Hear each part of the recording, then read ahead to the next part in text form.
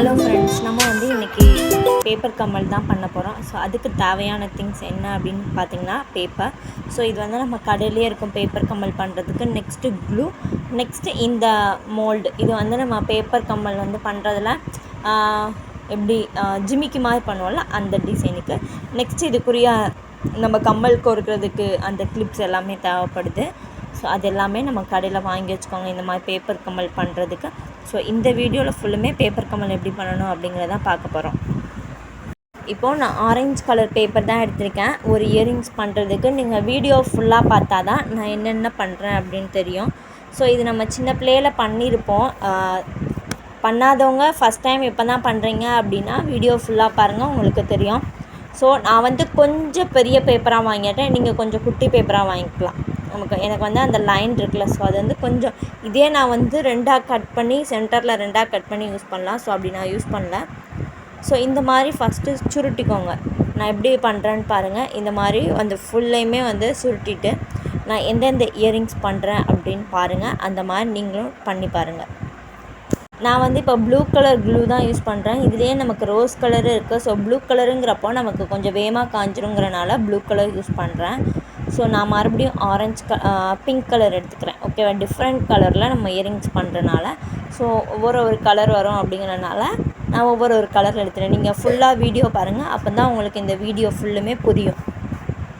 So நம்ம சேனலை subscribe பண்ணாதவங்க அதுக்கு முன்னாடி சப்ஸ்கிரைப் பண்ணிக்கோங்க.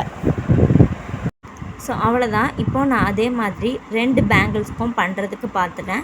இப்போ நம்ம நெக்ஸ்ட் என்ன பண்ண போகிறோன்னா, அதிலே ஒரு பெரிய லாங் சைஸ் எடுத்துக்கோங்க. அதை வந்து சின்னதாக கட் பண்ணிக்கோங்க. இப்போ இதை குட்டி குட்டியாக நம்ம வந்து சுருட்டிக்கணும்.